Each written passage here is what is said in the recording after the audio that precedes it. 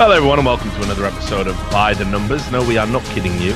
It is happening. Joining me as he always does is my co-host Duncan Thorenshield. You will notice he's in a nice little sort of sun-swept environment out over in California, moments after they said, hey, you know, we're thinking about decriminalizing that good weed. Duncan just appeared there. Yeah, it's weird. Happened to trip over, find myself first in line. Tripped, fell, for landed a on that bale of that shit. Exactly. I'll be riding back on a bale of that shit like I was some farm boy out of Kansas. But no, actually, the sad thing is, you want to know what's depressing? It's actually not sunny at all. It's like 12 degrees and it's raining the whole time. So every concert's like, why have you brought the weather with you? It's like, fuck you. They think they think British people like to talk about the weather, don't they? It's like, we fucking don't. It's boring. Like, I wish there was something else to talk about, but there is nothing else, is there? Well, there's the complete destruction of our society as we knew it. But we'll enough about chabs and declining standards. That's the Richard Lewis show. This is By the Numbers, and we're going to talk about Counter-Strike. Even though the worlds are converging, Keith Olbermann's coming. The worlds are converging, Duncan. But yeah, so look, what we're going to do on this one, Duncan, is, and I know obviously you don't plan the show or anything, it's all in my brain prior to us going live. But what we're going to do is we're going to basically cover the news, and then we're going to do these like first round matchups that we've announced for the major. So have that in your brain. Let's start with one of the big pieces of news that sort of came out, and it's something we've already talked about on the show. It's the culmination of some drama, the whole Peacemaker TyLoo thing.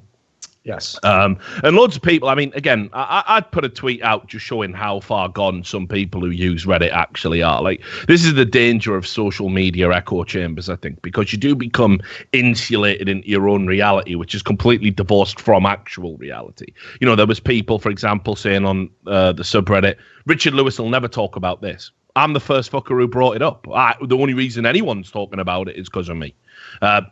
Second of all, there was people implying that, this is some sort of E-League machination, nothing to do with E-League at all. And then there was other people, of course, who just bought the Peacemaker version of events, completely hook, line, and sinker, because why not? Why not? What I find is in the battle between organization with a shady past, and let's be clear, TyLoo, I'm no fan of TyLoo. I wouldn't go to bat for TyLoo ever. Check my YouTube channel. I think I've done 2 or 3 videos on TyLoo and some of the disgraceful things they've done in the past.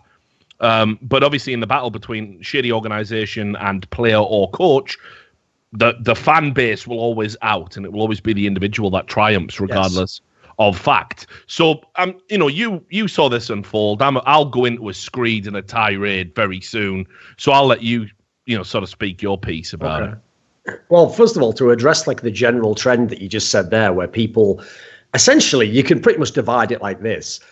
In terms of response I saw from the public, the majority of people just took one of the two positions and said, right, well, whatever that person's telling me must all be true, and the other person's all wrong, because I like this person and choose this person, therefore their entire opinion. So, whereas what I've found is, especially in instances like this, it will never be the case that the two sides that are presenting their cases are entirely on the level. All of them will downplay an element that looks bad. They will play up an element that looks good. Like, this is one of the reasons, famously, why I actually got off to a bad foot with some of the Brazilian players who are in SK Gaming currently, because what happened was, people might remember that it came out months before they officially joined SK Gaming that they had signed contracts with SK Gaming and that they were in a position where they were essentially obliged to be in SK Gaming, but they all came out saying, no, we want to stay in Luminosity. And if you remember, 2 of my most popular videos actually in CS were taking those statements and trying to break them down, trying to do what we're going to do now, hopefully, which is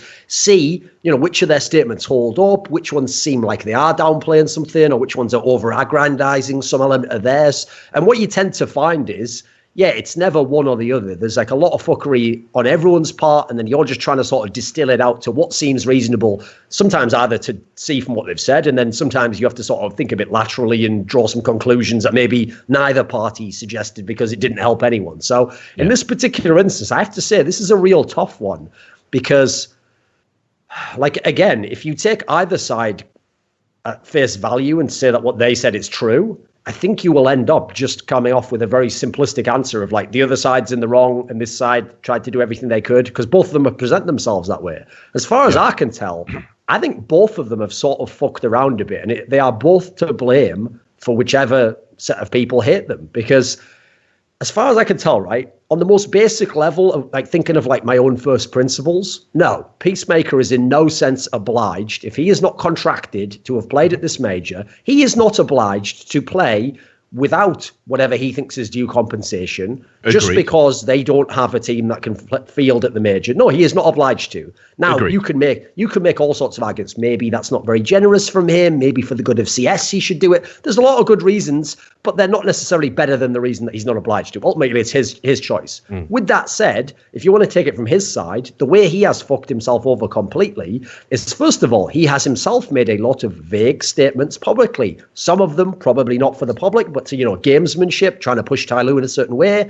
Some of it also hoping Valve would give stickers. I understand some of it's not necessarily for the public.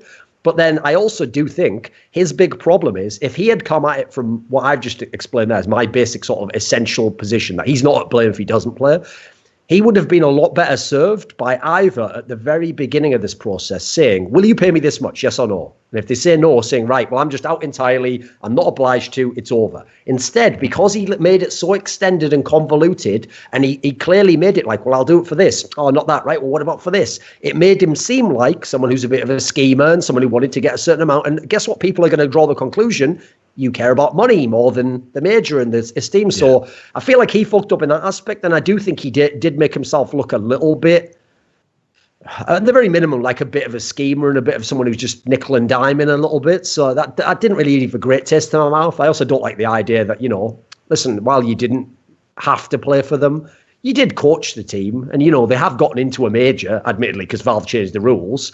And that is supposed to be the top team from that region. So I think just to be a nice guy, you might have done it. With all that said, I do think TyLoo, theirs was harder to read through. I had a very hard time interpreting a lot of their statements because first of all, they didn't do a great job with the English. Like at times they even had just like mad spelling errors, I wasn't quite sure what their position was at the end. Like I understood they presented it as like, Peacemaker made these certain demands. And I kind of agree with them on one level. Like, for example, one thing I hate about this whole major slot system of qualification and definitely the 3 out of 5 rule is that I predicted this would happen one day. There would be people who would realize, wait a minute, I'm the leverage point. If I choose not to play, you don't even get in the major. So now let's start listing off my list of demands. And until they are met, I have you over a barrel. I mean, on a low level, this already happened at the E-League major. Godsent was supposed to have a spot at the E-League major. They were legends. Oh, until the day Crims decided he wanted to be in Fnatic again. And guess what? Suddenly 4 Fnatic players who weren't going to be legends were in the legends spot. And Godsent had to go through the qualifier. So I realise there's no perfect solution, but I feel like that whole area, as we found, it's a massive can of worms. It's so much grey area. And even if you take away power from one individual who could use it in a potentially corrupt manner, someone else will gain that sort of leverage unless you're very clever with how you spread it out. And they, unfortunately, may, in fact, apply pressure to the leverage themselves and be like, until I get what I want, I won't play. So what's your take on it?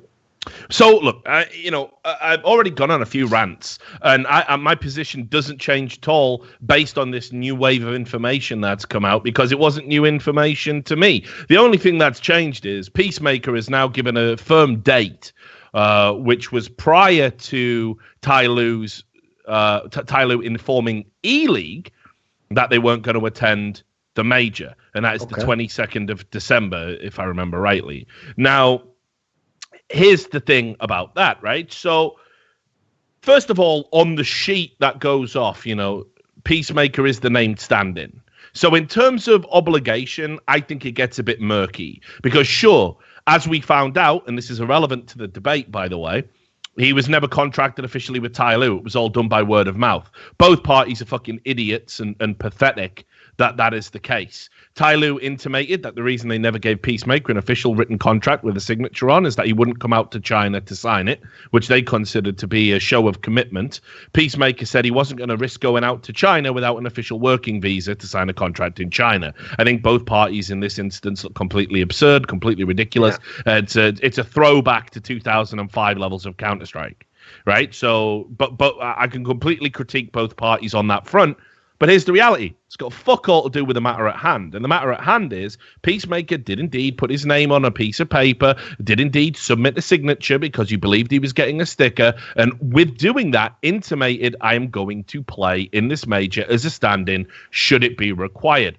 Now, sure, he's left and he's gone to Heroic subsequently. Yes. I'm of the belief that he should still honor that agreement. Yeah. Because because the reasons he's given are that he doesn't want to embarrass himself unless there's compensation for that embarrassment, which if that's the case, why put your name down in the first place? Yeah. And the other reason, of course, he said is, well, I don't get a sticker. Well, this shouldn't be news to anybody. Previous coaches didn't get, and stand-ins didn't get stickers either. That's where I feel like he was a bit duplicitous, because when you say that, it makes it sound like the sticker is what's important. Well, it's not. It's the money, isn't it? What you really mean is, I want more money. Just say it, mate. Just say, I want the money. Exactly.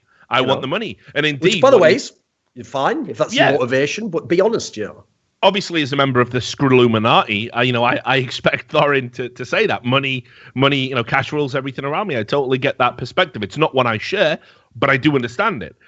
Now, here's the thing. What then subsequently happens is he refuses on 2 separate occasions to play unless TyLoo agree to share some of the money they generate from their sticker revenue, their logo revenue, with him. He wants a cut commensurate to what he would have got had he had a sticker in the game.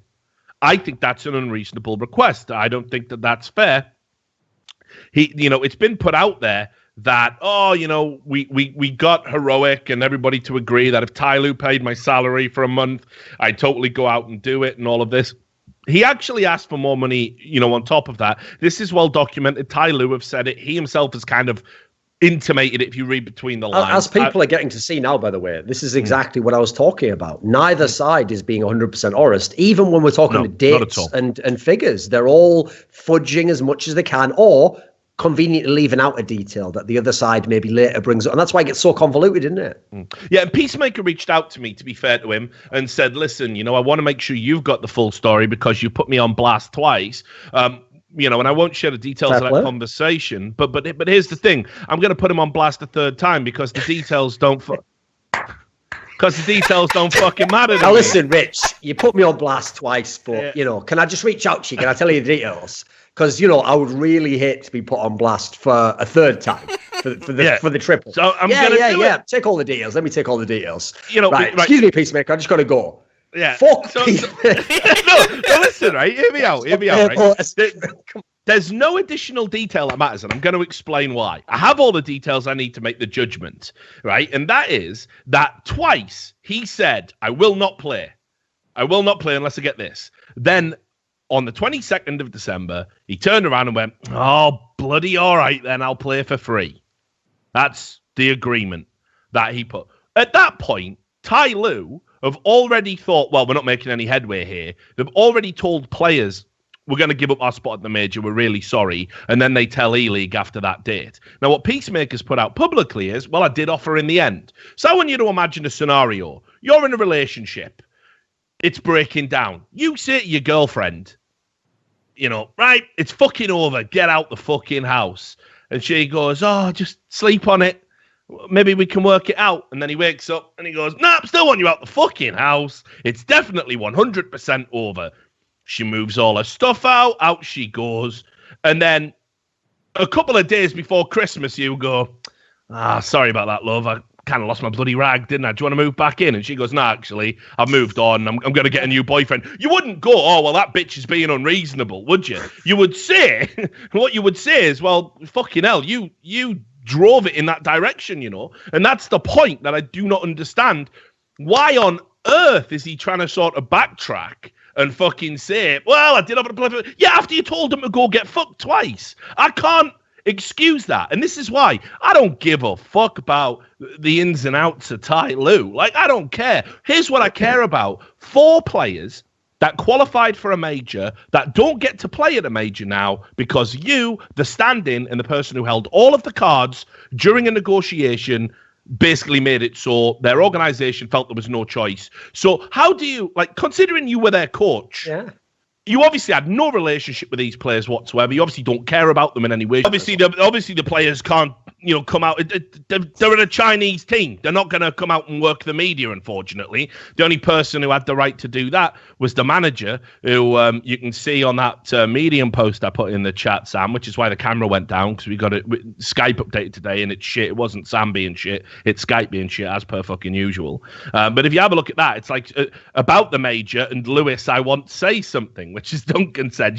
There's all this broken English, which to me adds to the drama. I love it, right? It makes it cooler, doesn't it? Yeah, way cooler. But yeah, in it they say, look, we confirmed with him 2 times. Peacemaker doesn't dispute this. Twice they said, so it's a stalemate then, yeah? We're not giving you the money and you're not playing. And he went, yeah, twice. And then he went, all right, I'll bloody play. Well, by that point, mate, I don't know if you've ever been in negotiations before. Sometimes the door does shut. Sometimes the door shuts, and off they go. So I know in Peacemaker's mind, he thinks I'm being unreasonable because he did offer to play for free. And yes, I hadn't expressly stated that prior to it.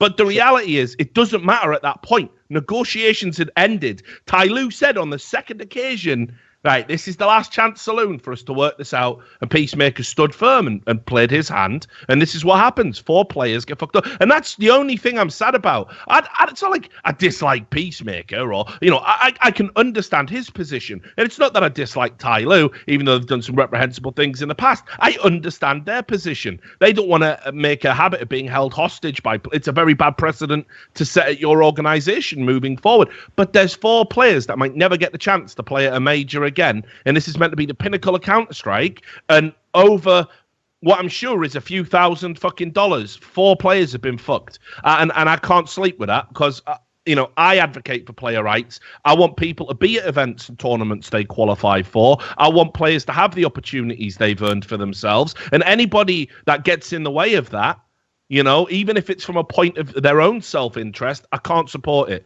I don't think the greater good was served in this instance, and that's why, whatever Peacemaker wants to say about it publicly, I can't get on board with. Now, if he wants to come out, and this is another thing I want to add just before we move on, he's now come out and said some things about TyLoo being a shady org. Again, there's a tweet you can bring up, Sam, if you want, where he says 6 month, come China, contract makes a lot of sense. Keep running your professional organization this way. Should we talk about the Chinese work visa you originally promised and were never able to provide either? Don't make me go deeper on your world of lies. So here's the thing. Right? Welcome to this episode of World of Lies. I'm Peacemaker, and we're going deep on TyLoo today. Yeah, exactly. Not a bad idea for a series, World of Lies, starring. No, can go with the other 500 series you've got going on. Well, I mean, it could be his own series, because obviously it could be all the different orgs he's worked with. And this episode, Team Liquid. Exactly. Well, or, World of 4 weeks, which is about the average time he lasts at an organization. You can see from this tweet here, this doesn't actually help Peacemaker at all. Like, if you want to expose something wrong that TyLoo are doing, this definitely isn't the time to do it. Because now, if I was on the sidelines, I'd be like, oh, wait, so to get back at the organization, you did this. You've been unhappy for the 4 months you've been at the organization. You've been keeping on this little card. And as soon as you found out you weren't getting the sticker money... Up for any future jobs, right? Well, no, because obviously Heroic, I mean, he's got to be at Heroic for a long period of time now. I mean, he can't not be. If he leaves Heroic in acrimonious circumstances, he better learn what fucking the Dole office is in Brazilian, because he's going to be down there claiming a fucking check for a while. Because if he doesn't make it work at Heroic, he's going to find himself on the sidelines for a prolonged period of time.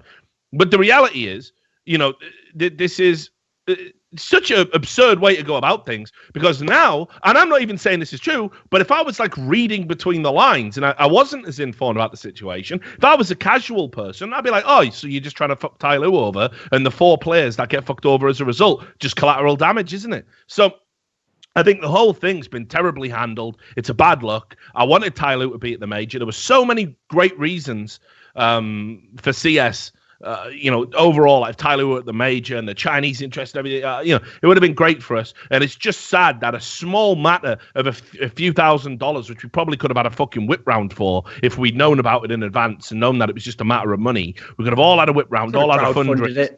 Yeah, exactly. If that's the problem, we could have done something like, all the people playing at the major, that are standings and coaches don't get stickers, so why don't we have a whip round for them and show them a token of our appreciation from the community? Maybe we could have done something like that. I don't know what the answer is. The answer isn't this. The answer isn't fucking over 4 players and then having a big dick measuring contest in public. That's my opinion. That's my take. Maybe Peacemaker will come out. Maybe he might want to try and make me look like an idiot because he said he's holding aces up his sleeve. I don't know what ace you have up your sleeve at this point that's going to alter the fact that, yes, we all agree you did offer to play for free. You did it when it was too late. So there you go. People saying we wouldn't dare talk about it, or, Richard's going to give my birth, Grumpy Penguin 1 deleted his comment on Reddit, fucking coward and all that. Like, let's also add this as well. Like, why is it always the people in esports who themselves have skeletons that still remain firmly locked in closets, who are the ones who like to expose other people's skeletons in closets? Like Peacemaker, real talk, homie, I've seen shit that you don't want out there. I wouldn't be playing the game of chicken because someone might contact TyLoo and be like, what is this? Oh, I have accidentally tripped over and an Imgur link has come out of my pocket. Fuck, I better pick this up quick. It's swinging everywhere in the fucking wind. Sounds. I don't even know if we timestamped that, bro. Anyway, TyLoo, get in combat. Yeah. Baby. So there you go. It's just going to be a feature movie length editing session. He's all right. He's all right, guys. That Peacemaker's a sound guy. Like, I mean, this is the thing. I just don't get why you would ever think it's going to go over well with the community when you boil it down to a matter of money, and not even big money. This isn't like tens of thousands of dollars you were going to get from TyLoo sticker sales, real talk. Like, this is, you weren't going to retire on this, and I'm all for getting your due worth. Again, that's something I've always put out there. Get your worth in the marketplace. People should be doing that. We exist in an environment where people don't even feel comfortable negotiating a higher salary than people on the same team, even if they're 10 times the player. There was a brief period of time when Nico was getting the same as fucking Spiddy, for fuck's sake.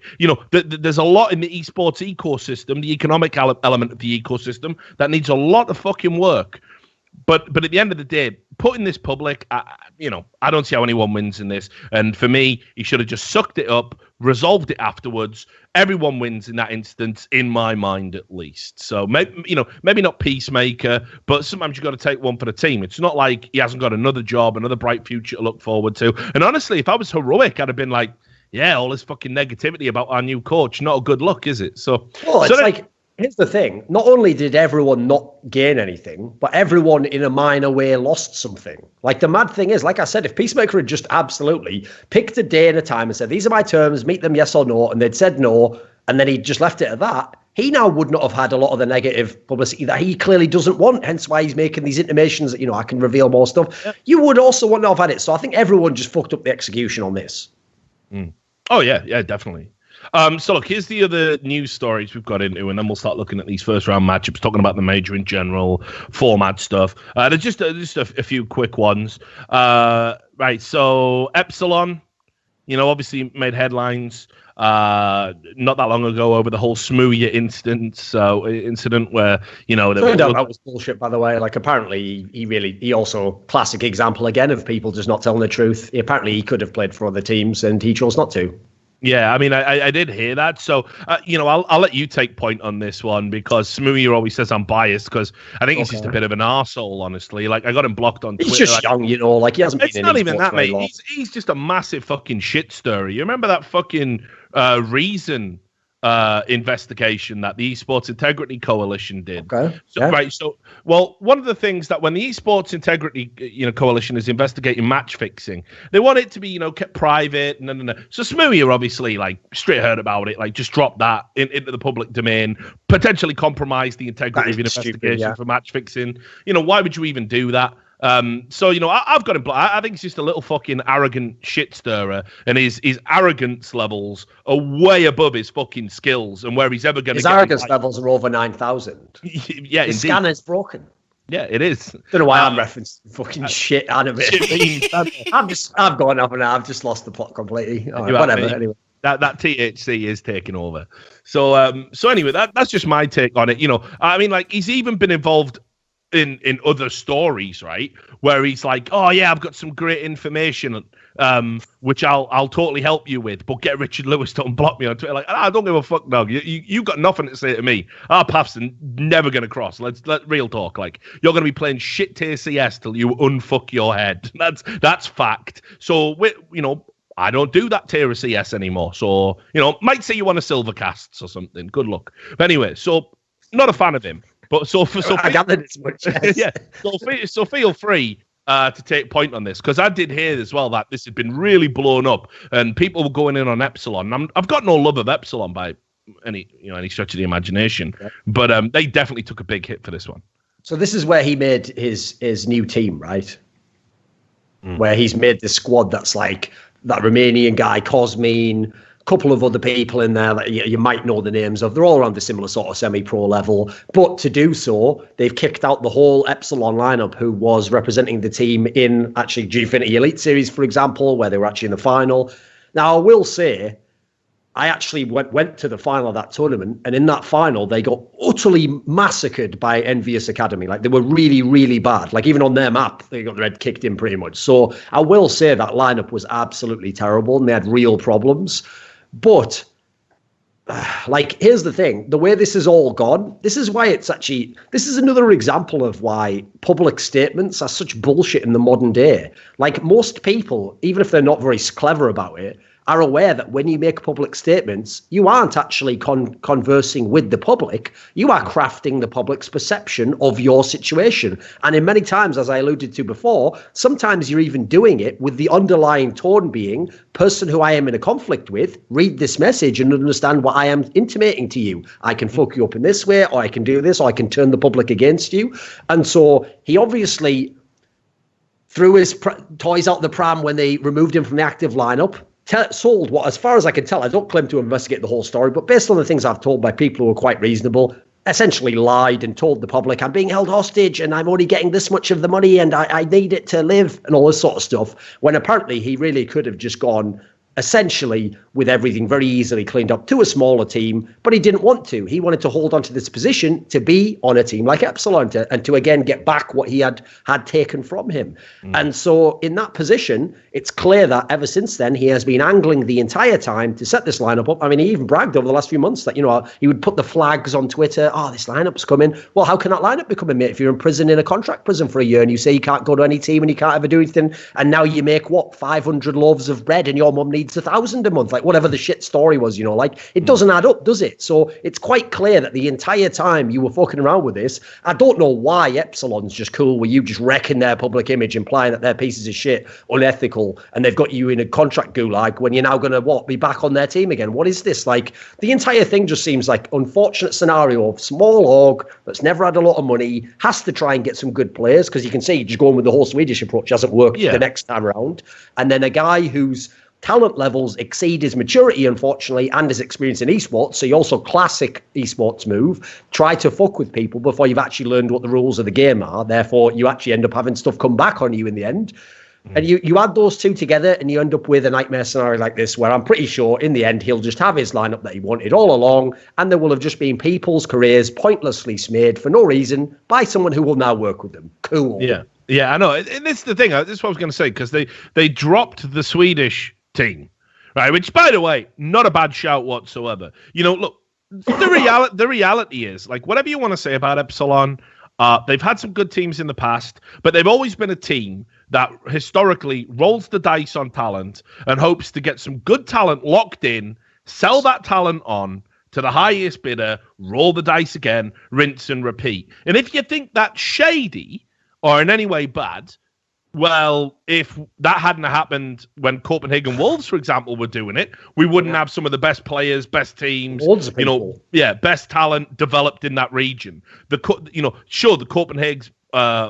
Copenhagen Wolves model was built on the idea of bringing talent in, building it up, selling it on, and wasn't built for long-term stability, but it financially kept that organization up, and it gave opportunities to some of the biggest names in esports right now. I made this point, if you remember, I did a video. In fact, funnily enough, exactly because of this story inspired it, where Smooya came out like this. And so everyone was like, why do these bad dogs still exist? So I had a video. It was called Why Do Bad Dogs Exist? Or Why They Will Continue to Exist, something like that. And the main premise I made in it is that actually it's quite reasonable that they exist. And the analogy I give is when someone's trying to make it in Hollywood or showbiz in some way, your first agent is always a shady guy. Because why the fuck? Doesn't matter if you are going to end up being Prince or, I don't know, fucking Kevin Hart or some superstar person. You weren't that on day one of your career. So who was going to take a chance on you and give you full representation and work on your image and pay for you to go places, except the guy who in the short term can make something off you?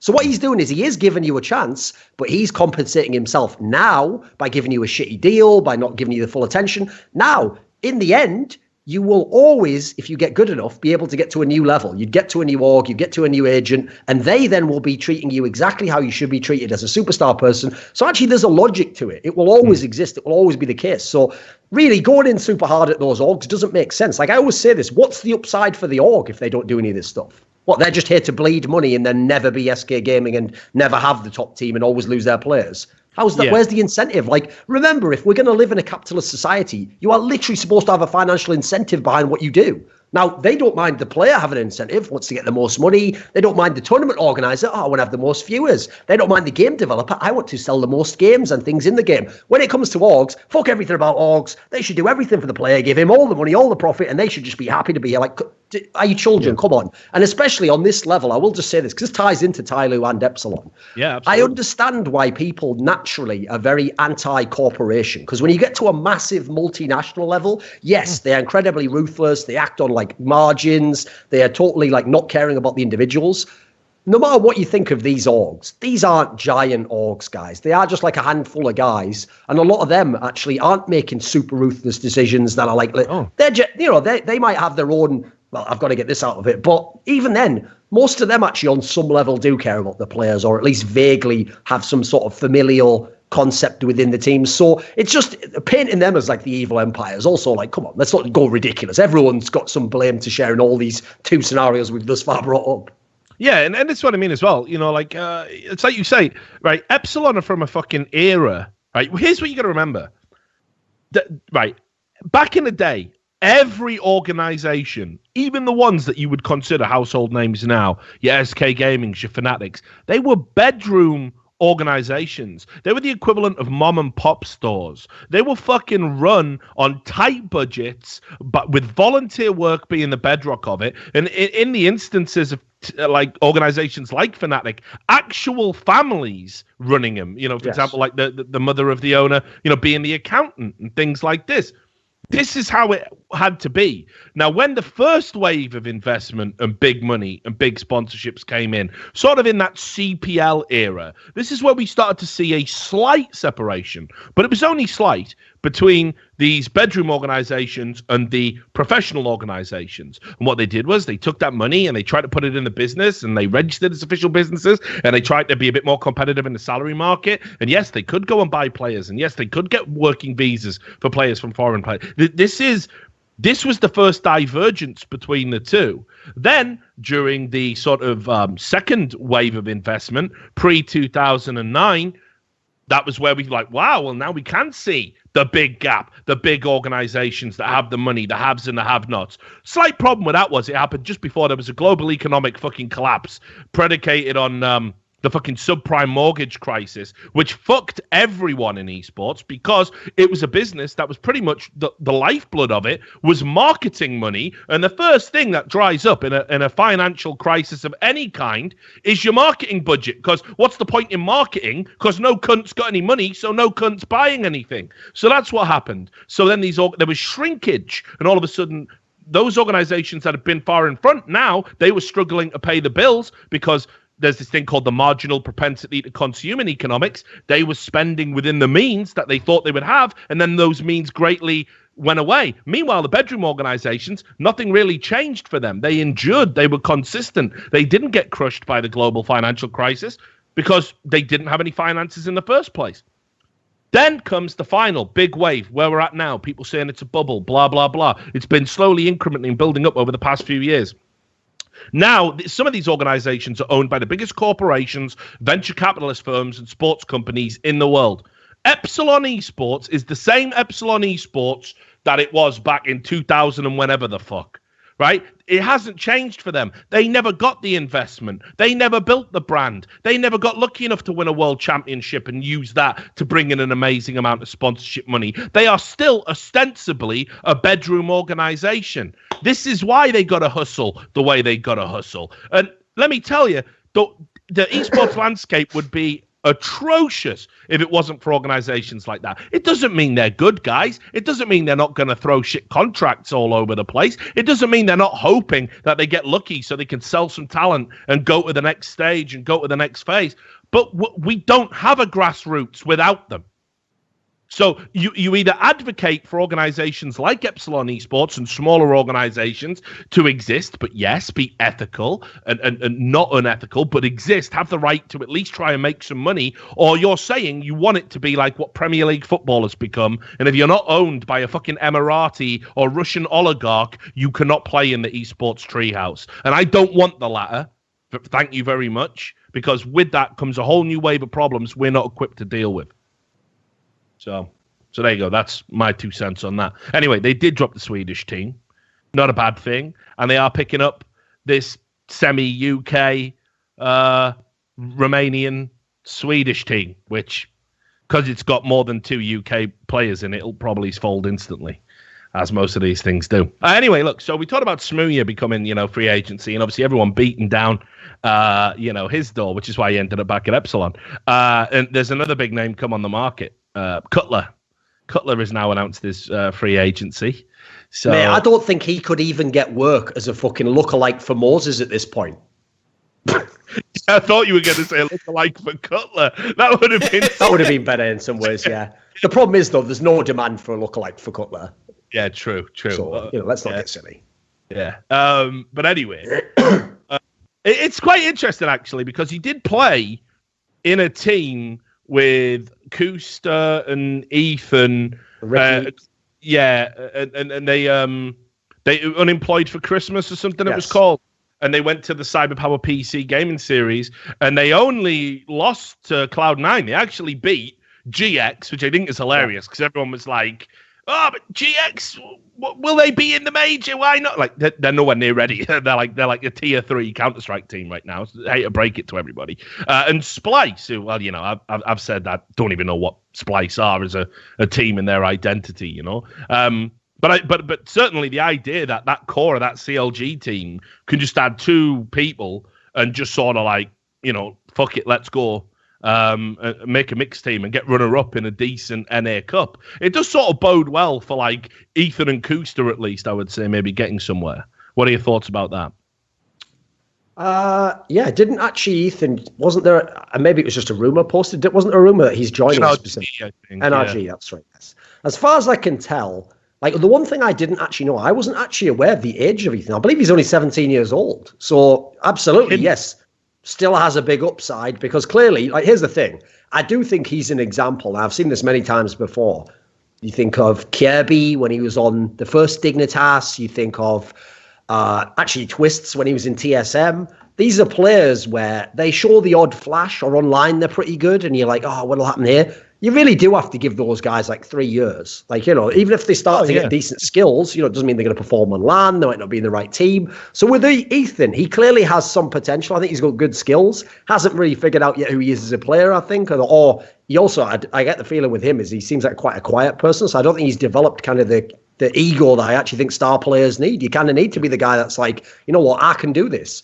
Load up around me, build around me, and we will have a good team. That's one of the things that I always say. People like Nico and Simple. That's actually a massive upside for them. They had that from day one. Now, yeah, maybe they have to temper it the other way and be more of a team player, but it's hard sometimes to encourage people to have that kind of star player mentality, if they're naturally kind of a bit more reserved. So he has a massive future ahead of him. Unfortunately, I think Kuster's in a lot of trouble because, FNS even said this in an interview I did with him. They're basically Kuster has no confidence in himself. Like he himself would say stuff like, "Oh, Ricky, yeah, I think you should AWP now. I'm not really that good in AWP." And can't think why that would be. He has had the living shit kicked out of him by every pundit. Which is fine. It's been a long time now, mate. It's a long time since he was playing in big tournaments where people were talking shit to him. If that was a real principle, I'll call it the Sixer syndrome, shall I? That people talking shit on you is why you play bad. Even though logically, why would they be talking shit on you because you were already playing bad? It doesn't make any sense. No, it can never exist without time machines. But let's imagine it did, right? It did, I'm not using it as an excuse. I'm just saying I think he has had it. He has had it worse than almost anyone else ever in the history of the game. If it did exist, it hasn't existed for over an entire calendar year. So what was he doing in that calendar year? Playing with Cutler. Yeah, he didn't do it, and that didn't even boost his ego. He didn't even go, fuck, at least I'm better than this raggedy, not even paid to be a Moses lookalike Chumperino. Maybe I'm actually good at this game. Nah, you have the AWP, Ricky. I'll just have the sloppy seconds, mate. Yeah. It's I don't know what happened to him, dude. I still have high hopes for Coos to me. I think it's on that fucking level where he's like, oh yeah, I want to make it to the top level, guys. I just hope my girlfriend's boyfriend is feeling all right, so he can give me the okay to go ahead and go for it. Don't time stuff. Leave that in. All right. Well, on your head. Yeah. Okay. We got to leave something in. All right. But yeah, so I still got high hopes for Kusto, honestly. I think, I think there's a renaissance period, and I think it's coming now, and I think it depends what team he ends up on, right? Like, I actually think, and I never thought I would say this on a podcast, with the pickup of Ethan, I'm actually excited. Well, not excited, that really oversells it, but I'm intrigued as to where NRG could go. Because I actually think... That's some decent pieces now, actually. Yeah, no, I mean, like, Ethan and Cirque on the same team has got real firepower potential. They were already picking up some decent results online. And they're starting to kind of occupy that period in their development now where it's like, they're coming along, they're ironing out some of the kinks. Here's the thing that I like about that team is, like, first of all, say what you want. Daps is a veteran leader. He knows how to run a team. He's been to big lands before. He's been to majors before. So that's exactly where you want people like him at that level, right? It's funny, when everyone used to go so mad at me because I said Adren shouldn't be in Team Liquid, that's because Team Liquid should have been shooting for, like, best number one team in NA, top 10 team in the world. Whereas instead, when he was in the team, he always was a factor. I felt like, he'd hit his ceiling. Now, that doesn't mean I wanted him out of the scene. I actually think a sad thing about esports is that people like Adren and Shroud, it's that they just retire. Imagine if they went to the NRGs of the world. You would get all the young talent through a lot faster. You would actually have much better tier 2 and tier 3 teams. And so this is a team that now is at the point where there's not really any weak spots on the team now. They've got people who at their roles, at least, are all decent. They're either experienced or they're talented. And so I also think a massive upside for a team like NRG at this moment is that the top two teams in Cloud9 and CL and Team Liquid, rather, are pretty set and they're pretty stacked. So actually, you could probably keep these players for a while. You could have a solid year, 2 years with them maybe, and actually see if you can do something. It's not like if one of them plays really well, Cloud9 is going to take him tomorrow and that's the end of that. You've got a little run at it now. Yeah, and if you think about the roster, it's like you say, I always thought Daps was kind of maligned as an in-game leader. I always thought he was a very smart guy when it came to putting teams together and everything. But, he certainly is never going to be a whiz on the server. But, you always have to kind of let that one slide. And now, you look at Breezy. I've said it a few times on the podcast. I think a lot of people think I'm a bit crazy about it. I mean, what Dazed was basically advocating for Breezy as being one of the big, up and coming talents in the region and saying he'd like to work with him and develop him, and it never really happened. But Dazed is a big fan of his. And obviously we had the whole incident when he first came on the scene. Everyone said he was cheating. Highly suspect and dubious clips, by the way, when that shit was going on. Ridiculous ones, yeah. Yeah. But like when Ryu sort of sat down and said, look, I've actually looked into it a bit more and I'm willing to give him the benefit of the doubt, and he picked him up for Selfless. Ryu thinks he's a fantastic talent, and he's somebody, again, whose opinion I respect. So you start looking at, like Breezy, Ethan, Cirque, Fugly, and Daps. I'll tell you, within the context of NA Counter-Strike right now, that is a fucking decent team. And that can actually surprise a lot of people in 2018, I know we sort of... Again, I always feel like we get there in the end. It's because we're so anti-hype. But I remember the first time we talked about Cirque, Obviously, I remember it because of your outrageous, outrageous jokes all the time. Yeah, timestamp that. But you know, I was like, why are they fighting so hard for this Bulgarian? Like, it's a fucking joke. And I think you were like, yeah, I don't really see what this guy's going to do. Again, happy to eat humble pie on that one because he's definitely been very, very good, especially in a region that seems starved of top-level AWPing talent right now. Plus, let's be real. I've seen when they had the whole team from Bulgaria, that team that was like, I forget the name of the team now, but it's the one that later on became, it was the one with like Bobble and Punisher and those guys. Like, that team was online as motherfuckers. Like, GG play, that was it. Like, they were decent, but like, they were so online that like, whenever anyone comes up through that scene, I need to see you prove it offline first of all. Get hyped at all. You know? Yeah, I totally dig that. I think that's reasonable. But yeah, you know, it's been a good year actually for kind of like rookie breakouts in Europe. You know, America have had, you know, had theirs in the previous year, but I actually think we've had some, you know, great stories. Cirque's undoubtedly one of them.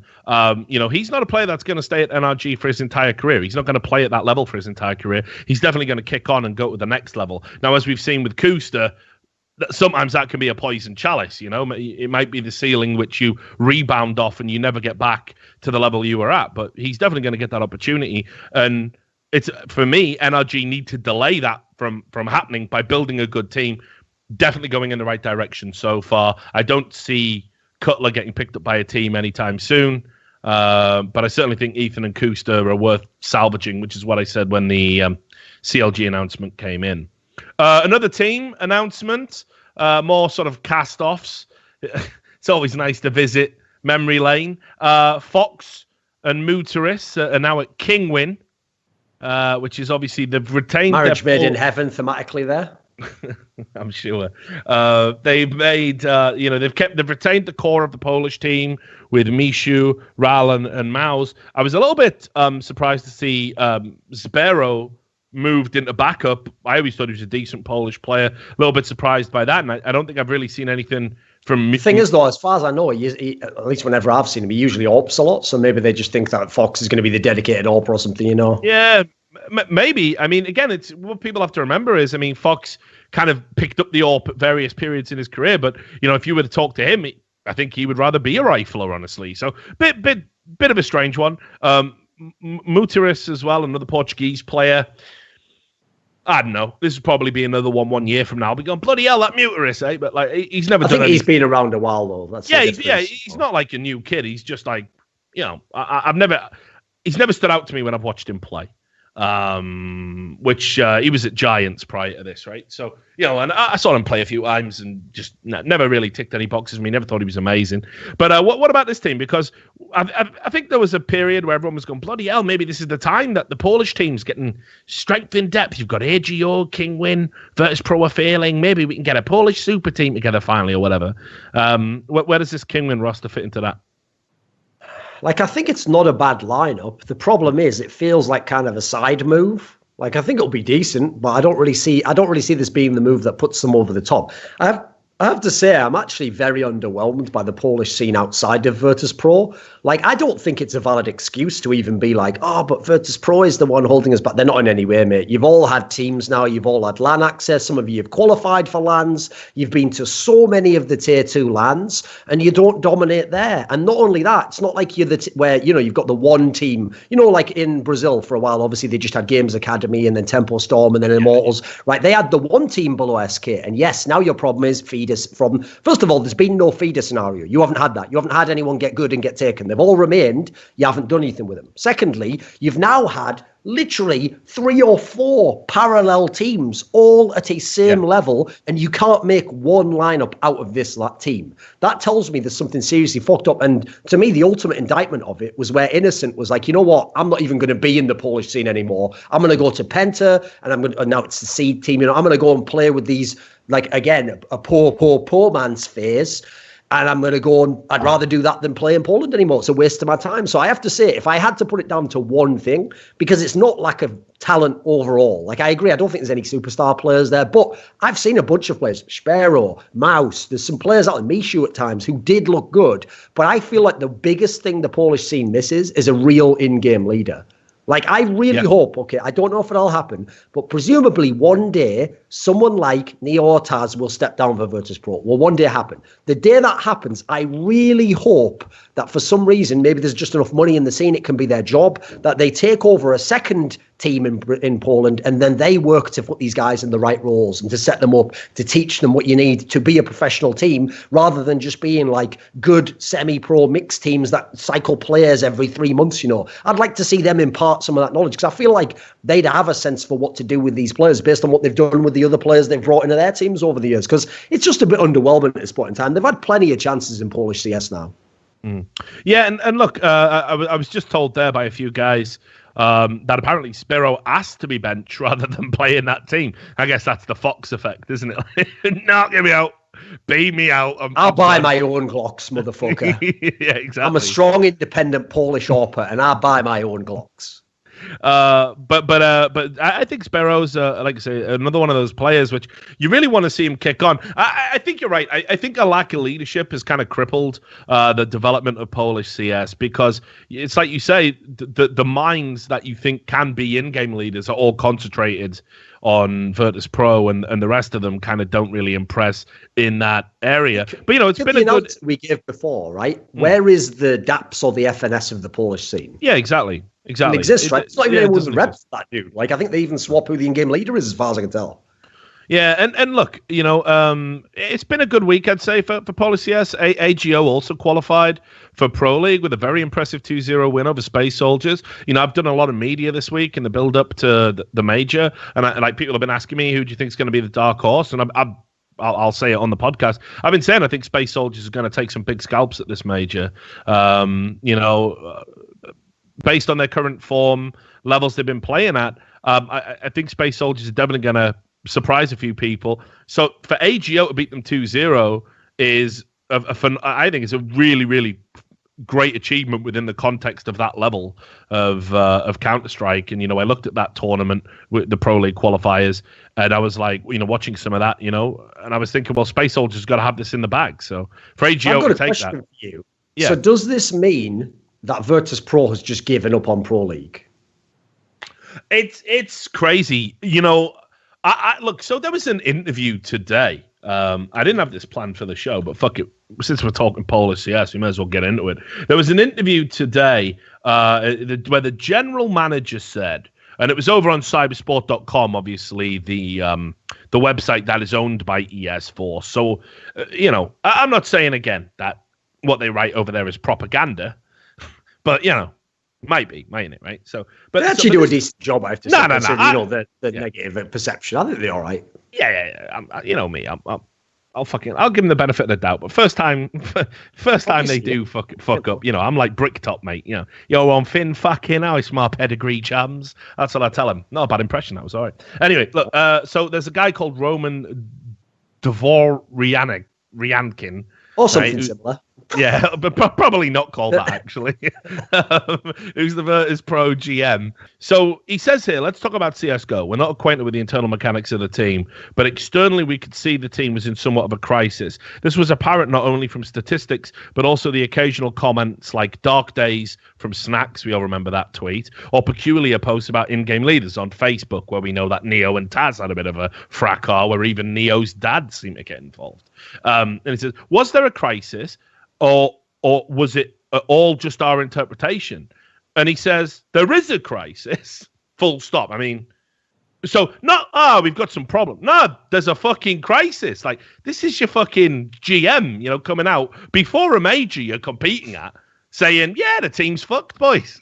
And then he goes on to say, no one should double guess it, particularly after 2 grand finals in a row, because internally we're aware of the steps we need to take, where it all began, what we need to do to rectify it. And then he gets asked, would you consider a roster change? And he says there's no restriction on the idea of change. Sorry, this is translated. There's no restriction on the idea of change. This is the case for all of our squads. Sure, the strength of our CSGO roster is its combined experience and closeness, and that therefore they are always good at sorting out issues as they arose. So again, it's like super contradictory shit. Like, on the one hand, yeah, we're in a crisis. we don't rule out a change. And then he immediately pulls back from that and says, but, they're super close, super experienced, and they always sort problems out. This is our strength. It was like a very weird interview. And sure, again, I read a translation. So maybe there are some bits and pieces that are a little bit off about it. But for me, I wouldn't want my GM even intimating there was a crisis ahead of a major. I would leave that question well alone, give it the usual PR spin. We're all going to fix it, blah, blah, blah. To me, it just looks like what they've done is they've signed these super long contracts. The team's fucked. It's irreparably fucked. It can't get unfucked without a roster swap, which isn't economically viable for any parties to buy into, neither the org nor the players. And they're just going to keep playing it out because they know as long as it's the new wave, third wave, golden 5 lineup, they can always market them. Yes. That seems to be the strategy right here, And let's be real. I mean, he said it in his own quote there, like, after 2 grand finals, right? Epicenter, brilliant grand final, almost won it. One of the events of the year, would have been an incredible feat for the team. Second grand final was the Starladder event where you lost to Renegades and the other teams aren't even worth mentioning. So no, these are not to be conflated as grand finals, even though, yes, you are technically correct. They are grand finals. But remember, the context in which you are saying it is to allay fears that they cannot perform in the game. So actually, you are being disingenuous with that statement, or you simply don't know Counter-Strike, which I certainly will open the door for. It is possible. But no, that's my problem, is that it can't be both things at the same time. They can't be brilliant at solving problems, yet have problems that continue to repeat every 3 months, where you're not brilliant at solving them then, are you? Like, I wouldn't say, I'm a brilliant surgeon because I would put a fucking Band-Aid on a cut, would I? Like, no. Something has to take care of that. It's not just, that's not going to fix it. Also, definitely their results in game do not in any way show that they're fine. Like, they had basically 2 good results since their slump. They had top 4 at the major. That is good. Admittedly, didn't have the craziest route there, but whatever. Top 4 still good.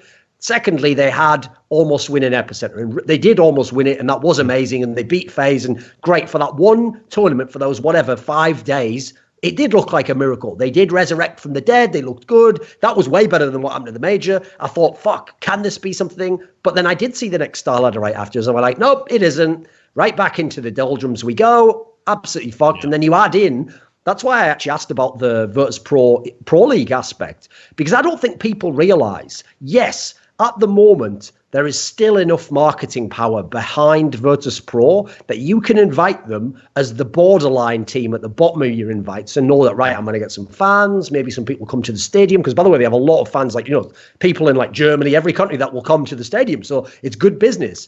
But the day they ever become the team that has to now go through the qualifier, I feel like this lineup is fucked. Because I've sat through 2017 watching, like, G2 and Gambit not qualify for offline finals when they were good teams, by the way. So if those teams get killed through those, like, murderer's row of online qualifiers where you play, by the time you get to the deep end, you play like 5 teams in a row who are mad onliners. Like, you have to basically just not make a mistake. It's not about you playing super well. You're online. It's online CS. There is no super well in online CS. You just play and you hope that they don't do some crazy shit they'd never do on LAN. So the day VP ever drops to that status, which, by the way, has to be soon, because you can only market like things they did in the past while they're relevant still. When it gets to like 2018, late in 2018, 2019, if they still haven't turned it around by then, no fan's going to give a fuck anymore. It's not a charity, the game, you have to at least have a vague reason as to why you invite them. And in fact, I think the public backlash will start to hit them. Eventually, it'll be a scenario where it'll be like,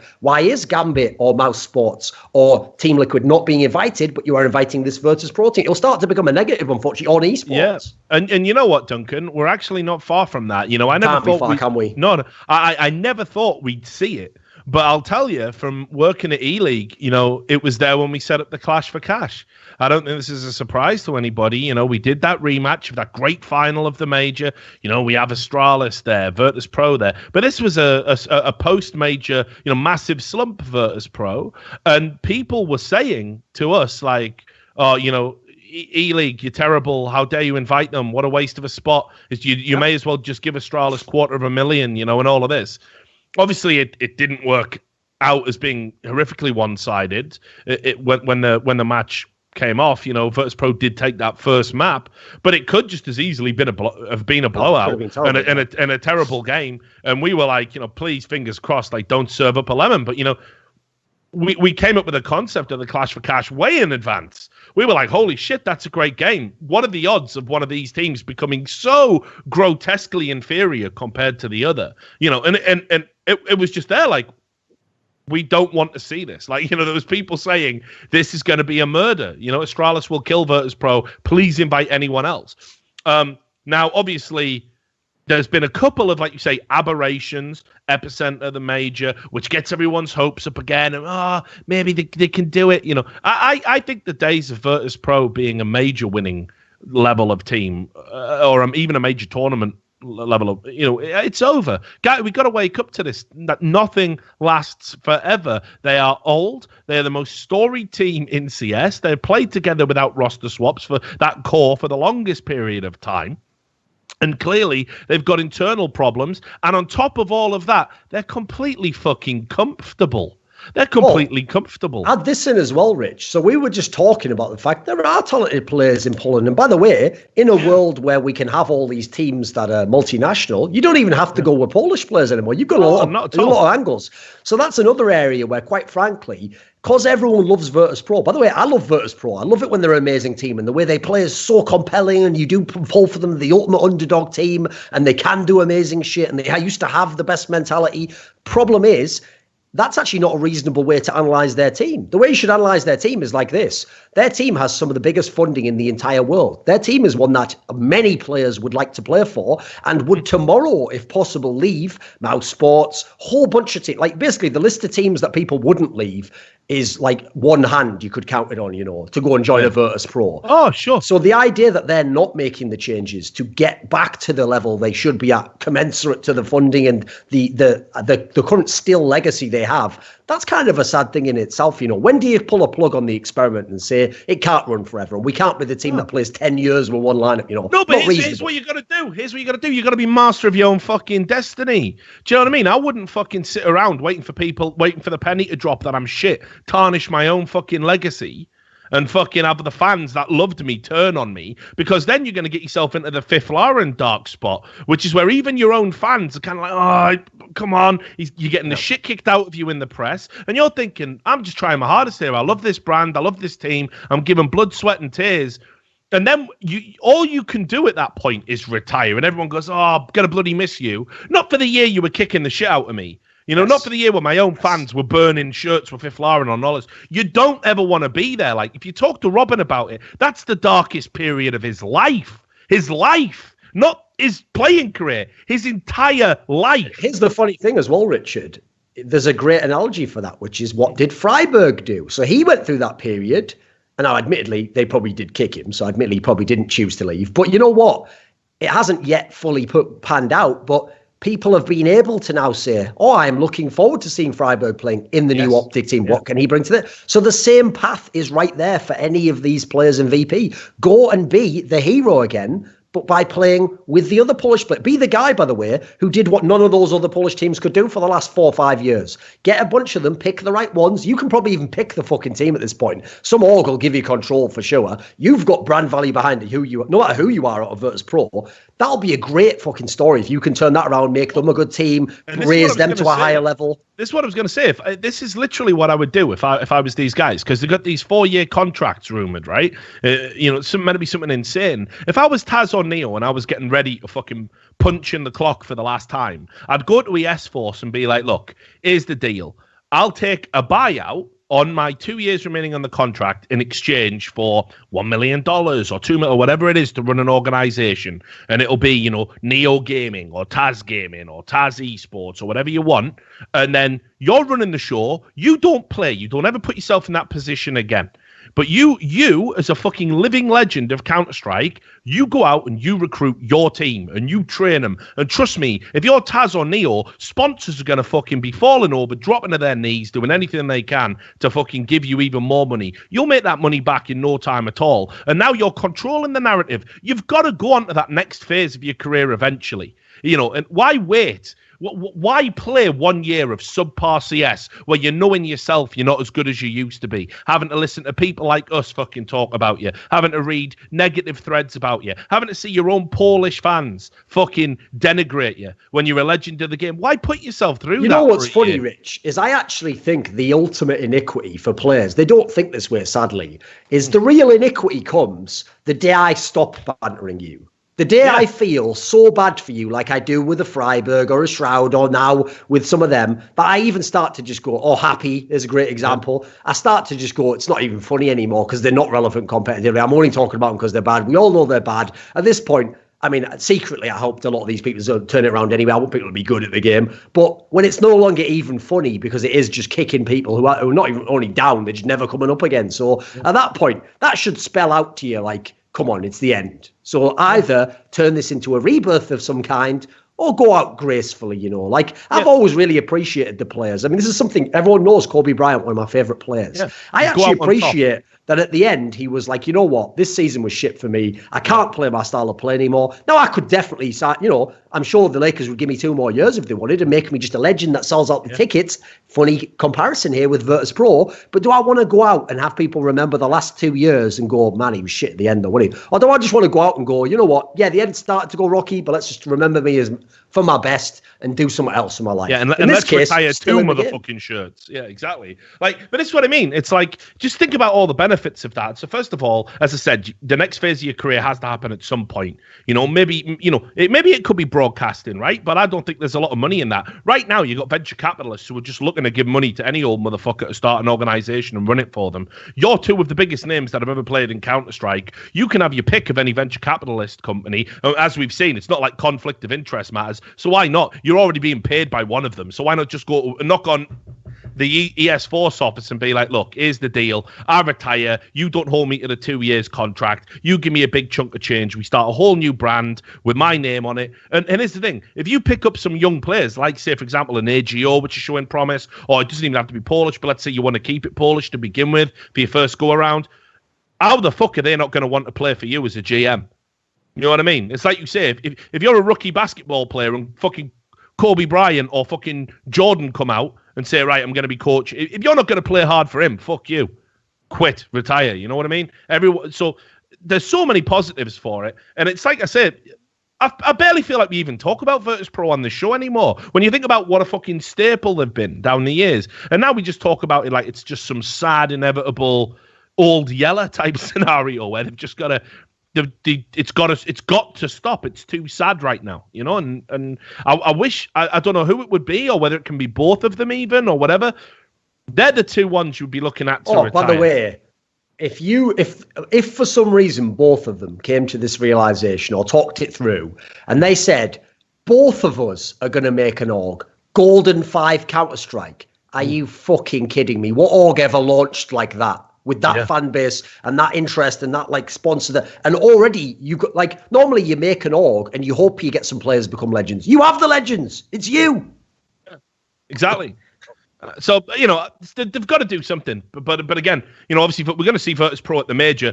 Who fucking knows? But when I was doing the sadly, it feels like this is the one where they bomb out. I feel like this is the one they don't make legends, guys. Yeah. I agree with you. That's pretty much unless they get some bullshit run through the Swiss system or whatever, which can happen. But again, you're rolling the dice on that. They can't make the Swiss system go the way they want. Yeah, exactly.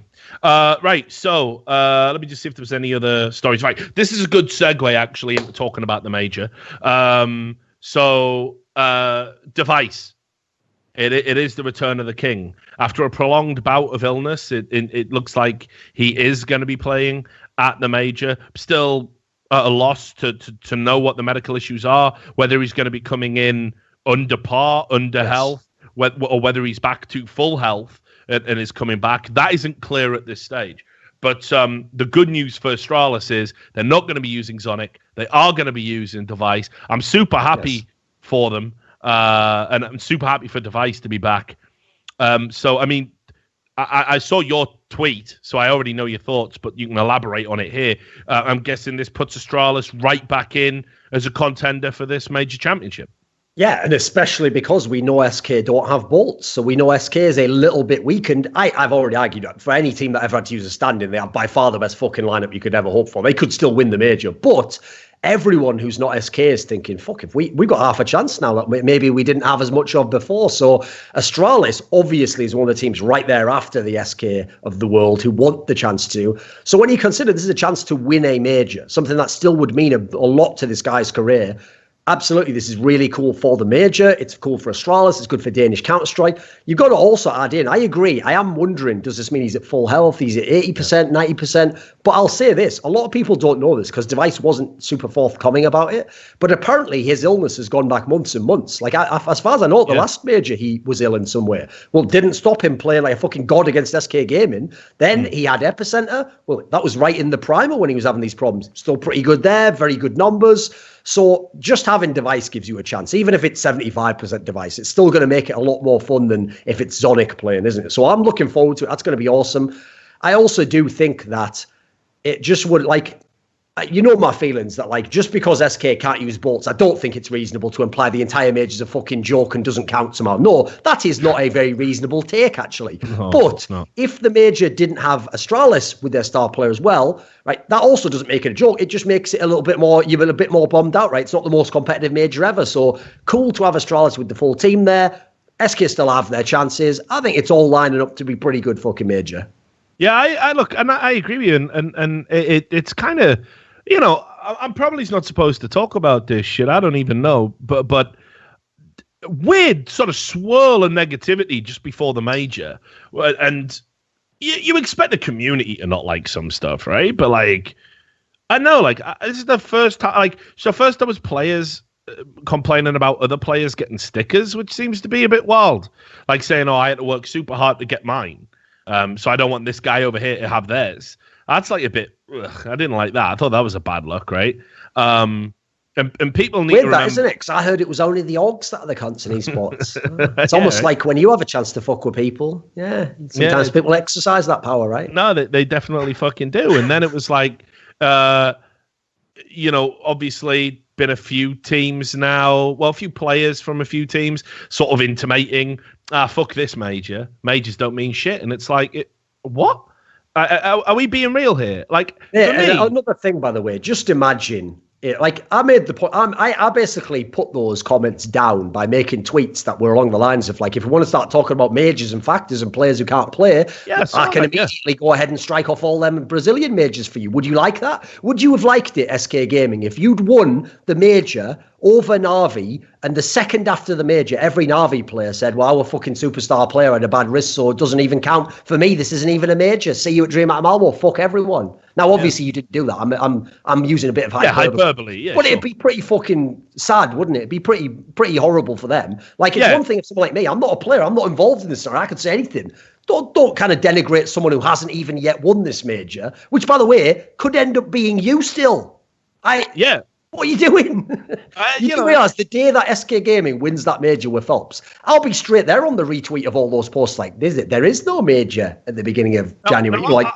I'll tell you this again. I've had limited dealings with Valve, but all of my dealings with Valve have always given me kind of an insight into how they think about stuff. They don't really hold back on that. They generally do tend to tell you, this is what we think about this issue. You know, one of the things I'll say is they always laugh off the criticism. So in no way am I implying that Valve would ever be petty or anything like that. But it does make you wonder, doesn't it? That maybe one day it won't be the same people working on Counter-Strike. And maybe one day someone at Valve might take some umbrage over a fucking sweeping statement like, well, you're fucking crowdfunded, Valve-supported, developer-supported World Championship that you put into your fucking online client for people to watch, right? Fuck you. It doesn't mean anything. And then the same players sit around and go, why do the developers never bloody listen? Why do that's bad, Rich? I've been in games that didn't have a developer that was laissez-faire like Valve, right? You try doing that to Riot Games, you know what they'll do? They will wake up tomorrow and go, I am calling for ES Force to today divest all interest in teams, or I will be banning all of them from my competitions. I don't care what any fan says, since I will be making all my same money from Counter-Strike. Enjoy your lives. And if you go far enough, depending on what region you're from, you're also banned for 6 months. Yeah. We actually have a pretty good situation. It seems bad because they don't communicate, but I'd prefer this over all the other options I've seen so far, put it that way. I've seen what the other developers are like. I'll choose this one with all their flaws over any of the other ones. People have called me, you always kiss up to Valve. I'll tell you why. Because I've worked dozens, probably now, of esports titles. And there are, or just gaming titles in general with competitions attached to it. And I will tell you, thank God that they're this hands-off. Thank God they rarely stick their head above the ground to sort of dictate what's going on. They support people and their ideas and their visions, and as long as it aligns with theirs to a basic, baseline, they're fine. And it's way better than a world where if you insult Blizzard, you've never been in the Overwatch League. Sorry, you've never been associated with any of those games. You've never been invited to any of their events. Riot, obviously the most egregious. Blizzard are going to have a good go around to beat that, of course. Setting lawyers on people for podcasts that don't even exist, for example. Watch my channel for more details on that one. Which video was it? Oh, I haven't made it yet.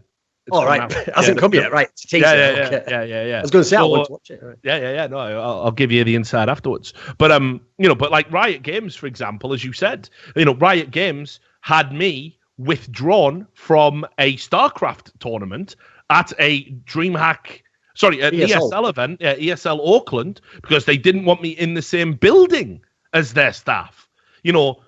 Don't tell me that we've got it bad over in Counter-Strike, because we fucking don't. We all get to speak our minds, and there's no vindictive behavior as a result. By the way, I'll even take it to a personal level like you did there.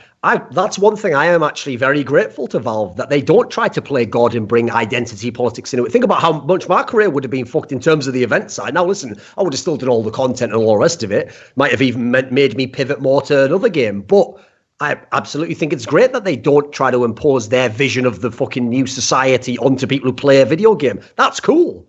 I think it's very sad that all those other games do, some degree, go down that path, Yeah, so when I see people saying publicly, pro players that benefit from the major system immensely, more than anyone else. And Valve genuinely care about player rights. I mean, this is not a joke. I say it all the time. The reason you've got the 3 players rule is to protect players. The reason you've got stickers and signatures in the game and commentators don't get them and coaches don't get them is because they have assigned this importance to players qualifying for the major and say that you should be the beneficiaries. When organizations were taking money away from players to sell their logos and not giving a share. And, Valve remedied that first by putting signatures in the game. And then second of all, overseeing what percentage the players made. Valve has done nothing but go to bat for players. Whatever you think of them as a company. I'll give you another. Yeah. Here's a great one for the players in question who are complaining, right? I can tell you how it would work, right? I'll take the whole CS scene and I'll put it into League of Legends, right? SK Gaming signs the Luminosity players. Congratulations, you must now go through the minor to attempt to qualify for the next major. I know you're champions, right? No, sorry, you aren't. Luminosity are the champions. You don't get anything. You start at step 0 again of the system, and you would now have had to qualify for ESL 1 Clone 2016 through the very bottom of the entire scene. Would you like that? Because that would be the world we'd live in if you want these developers to become more involved, I guarantee you. Yeah, and that's what I mean. I just feel like you're baseline can never be, oh, you never listen, so fuck you. I'm just going to go nuclear on social media. And think about what it means to write off a whole world championship just because you've got a user stand-in. Come on, man. It's so fucking unreasonable. It's so insulting to everyone else involved at all levels. And people might say, oh, you're shilling for E-League here. I swear on my fucking eternal soul, I'll be saying the exact same thing. I said the exact same thing prior to this when people tried to intimate, majors don't count and blah, blah, blah. It's the World Championships of Counter-Strike. What are we all doing if that don't mean shit to you? By the way, I can't remember who it was, but someone I think even involved in like a big org, like HLTV or something, implied like, majors don't mean as much now. It's like, listen, if there's one thing I always get mad at with people thinking all I do is banter, is go back and watch majors and watch the way I have always talked about the history of Counter-Strike. Yeah. I revere greatness and I want it to be a true sport where 10 years from now, when everyone gets paid $10 million a year, people don't just go, you know what, now it's a real game. Before it used to just be people who were making, 10 grand a month and it wasn't big. And you know what? I bet they didn't even practice properly. I'll be there to go, no, they did actually. It was a world championship. It was a top tier sport. So come on, listen, I understand your situation's bad. Talk about your situation all you want. Say how unfair you think it is. Cool. That's entirely your remit. Don't denigrate the whole fucking game and the world championship. Come on. Yeah, I know. For me, it was just, I don't know. It's just unreasonable. And it's like, as I said, if you ever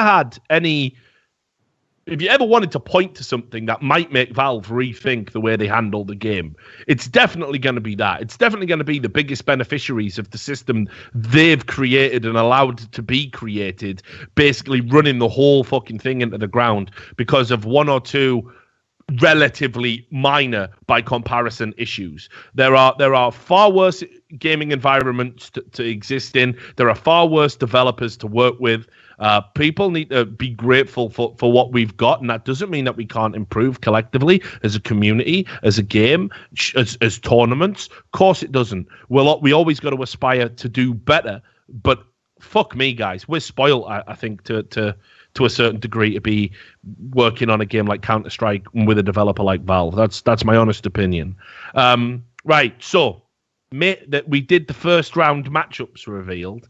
Right. Wait there 1 sec. Yeah, go for it. Why? Did you need a piss or something? No. Is that a Rick and Morty t-shirt? Not much longer, maybe like 20 minutes something. Yeah. Just too warm. No, but is that a Rick and Morty t-shirt you got on? Yeah, it is. Yeah. I have a very high IQ. I don't know if you're aware of that, Richard. And why are you a walking fucking meme? Listen, now let's just get swifty. Let's just get swifty, you little fucking schnufty. Not bad, right? Right. So anyway, we did the first round matchups, which of course Team Liquid fans have immediately implied is a fix. Yeah, must be. We released a video where I even made mistakes in it completely without cuts or anything, just to show that there was no, jiggery pokery going on. And we got completely. Still, Team Liquid fans imply we've got some mad vendetta. Don't know why it would be with Team Liquid or whatever. But so the first round games, we'll talk about some of the hotter ones. Vegas Squadron versus Renegades. I guess you're not too interested in really. Renegades should have that one. So let me see. Vegas Squadron, Renegades. I think that's a pretty solid one for Renegades. Yes, that's fairly boring actually. Yeah, Mouse Sports versus a Vanguard, similar territory. I think very heavily towards Mouse Sports. So FaZe versus Liquid is the first. By the way, can I just let me just make a very quick statement? Yeah. So I notice again and again that CIS fans get super triggered when you imply that these teams like Vega, like a Vanguard, coming out of the CIS mine aren't going to be good. So here's what I want you to do. The major hasn't begun yet. Time for you to put your money where your mouth is. Now, here's the two things I want you to do. Every team you think's going to win are going to get enormous odds on every betting site in the world. Go and bet money because you know they're going to win. Secondly, come out, especially any head figures. Do you work as a caster on the Russian broadcast stream and you know that they were going to be good? Write up a tweet longer now or publish it on Cybersport or wherever, or do a video, outline why these teams are going to be so good, what it is that these ignorant Westerners don't understand, which will be the star players and how will they perform and who are they analogues to in the West. Do all of that so that when they all get their shit pushed in, you can fuck off forever. Bliat. Don't timestamp that. No, I won't timestamp it, but I will say that obviously I don't endorse gambling. Obviously, in any way, shape, or form, and that's certainly not just because of a clause in the morality clause section of my contract. But I absolutely do not endorse gambling in any way, shape, or form. No. So there we go. Glad we got that one out. But yeah, so FaZe versus Liquid is the first matchup really worth talking about. Now, listen. Liquid feel hard done by here. I can understand it. 2 points I would make is, first of all, I would definitely rather be playing FaZe first rather than potentially last. And second of all, I've heard Liquid have been, really putting a lot of effort in terms of practicing with Zeus, even to the point where way back in ECS, they were actually not practicing with Steel. Yes. They were still practicing with Zeus at that point. So they should be as drilled as they can be using a stand-in. Yes, Zeus for Steel is certainly not a trade you would like to make, but, there's worse things. FaZe obviously should be clear favourites, but I don't know. FaZe are carrying a different type of pressure coming into this. You go 0-3 in the last major. You have all these tournament wins and tournament finalist appearances. Everybody's expecting you to hit the ground running here and go ham. Plus, on top of that, this is meant to be the major you win if you're FaZe. So yes. So what do you think of this matchup? The big problem I have is that this new era of Team Liquid, let's just call it the post-simple Team Liquid, has thus far never done dick at any of the majors. Some of them they didn't even qualify for. So I have to say, Team Liquid themselves haven't really put themselves forward as a massive, great underdog, because they themselves seem like they've got some sort of psychological block only around the majors. They're great in all the other tournaments. So I do think FaZe will just ease. I actually think this is just what the doctor ordered for FaZe. Get started with a nice win over a good name, even though they're in bad circumstances. Roll on 1-0. And for Team Liquid, it's also not that crazy. If you have Zeus, you're probably going to lose to the top teams anyway. Get that out of the way now. Play a 0-1 team as well. Get your win under your belt, like against some Avanga level team, and then you're back in the mix. So I think it's fair enough, this matchup. I agree, in a world where I seeded, it would never happen, but we are not in that world. And again, I don't know any way to get into that world. So I can mention it every time, but there's nothing I can do about it. Okay, so Flipside versus Misfits. This one I do want to talk about, because while it certainly will probably see a dip in viewership, this is actually a really fucking intriguing matchup. Yes, it's very good. These two teams have a lot of the same qualities. Yeah, they've got the really good in-game leader who has the set style that he always implements. They've got certainly some good talent. I'd actually argue Flipside has more talent than Misfits, personally. I think actually I'd favour Flipside in this one. Yeah, this is what I mean. This is on a knife edge. This should be really close, and it's going to come down to two factors. The first factor for me is which world edit is going to turn up to this major. Is it 50 frags and a half world edit, or can't it a fucking against Sean Guess? Funnily enough, if you remember, yeah, against Echo Fox. Yeah, exactly. Or can't hit a cow's arse with a banjo world edit, which we see less and less these days, but still has a tendency to rear its head. Meanwhile, for Misfits, you've got Shazam, who, as I said, there's an argument whether we want to fucking get into it or not. There is an argument to be made. He's currently the best AWPer in NA on form. And Amanek, who, which, go on, you can keep making that joke. I thought Amanek. And that is Shazam. Exactly. Who's looking really, really good. And obviously Sean Gez has somehow managed to get this team firing on all cylinders, certainly in so much as best of ones are concerned, just before a run at a tournament where you're going to have a bunch of best of ones. So this is really fucking on a knife's edge for me. I might be inclined to give it a flip side, but I don't know, because Waylander up and down, World Edit up and down, Seized, mostly down, but I guess having a slight resurgence since joining Flipside. So I really don't know. I wouldn't want to be putting any money on this one, honestly. I think this is it really could go either way. I'll give you an interesting factor for this one. Even to this day, Sean Gare's classic strength of research the opponent and come up with anti-strats is something he actually does. Go and watch the interviews he's done recently and the comments he makes on Twitter. So when he had this good run recently at ESL Pro League, he even says part of it is because when he played against even top teams, he kind of knew where the veto would go. Therefore, he was able to prep specifically for that. Now, I will say that could be a factor here, because Flipside do tend to be somewhat predictable about what map they will play and how they will play on it. But with that said, that's why it's so enticing to me, because also Blade is a player who the reason why they perform so well at the majors, not elsewhere always, is he really, if he knows his opponent, he will put in extra prep time and he will go to town. So I feel like this is like a battle of the minds. It's between which in-game leader is going to figure out the other guy, what map we're likely to play, and then come with the best game plan. Because I don't feel like in terms of players, there's enough crazy game changers. None of them have got superstars, quite frankly. So I feel like this is actually going to be a low-key one, but a fun matchup, actually. Yeah. Obviously, should never be taking place in first round of a major again, but it is. So that is the world we live in. Yeah, so I mean, a lot of people have been talking about, have they even bloody played since he's joined? Well, yeah, they have. They were playing in the MDL season, the European season, and had a very close best of one. If you want to go look it up with AGO, it was one of the better games out of that. And Seized has been sort of middle of the pack at the moment. So anyway, I don't know. I'd love Misfits to get up to a win here, because I feel like inevitably with Flipside, it's like they're just going to they'll always find a way to get to the major, so fuck it.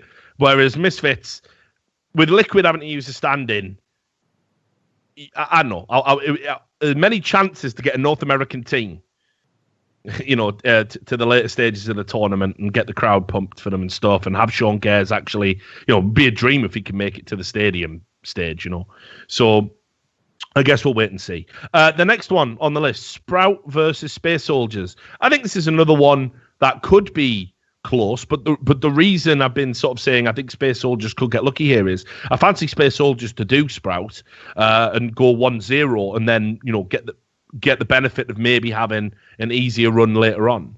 So what do you think of this one? Because obviously Sprout is formed, for those that don't know, from the ashes of Penta. It's got Spiddy and Dennis, which is like, I don't, as a pairing, it's just please. It's hardly fucking, Shearer and Ferdinand, is it? Like this entire team are just cast offs. Let's be real. Like these are people who were left behind from other teams who formed a super team of not good players. Yeah, I mean, look. First of all, they've got a great logo. Can I just say that? That needs to be on. All right. It looks like some. This looks like some up from a fucking Game Boy Classic when there's like a new Pokemon out or something. Yeah, it's good. I like that, mate. Right? I'm not a little weep. Don't fucking lie. Oh, didn't you just do a video the other day? Like, fur is a shit. Yes, I like to put the weeb's money into my pocket while delivering straight fire analysis, which I seem to thematically tie into their interests. Do not give the game away, Richard. Ignore the man behind the. Yeah, exactly. But also as well, when you put that screenshot out and it was like all the folders, it was like ASMR. How to choke someone to death, which you could have just come to me for that. Yeah, battle rap. And then what was the other one? Like anime. Come on, mate. Come on. So that cannot be. Like, that to me is the constituent parts of your brain. So, you know if what I mean? ever saw my actual folders, now especially, listen, it's outrageous. You don't even want to know what my heads-up display is like, son.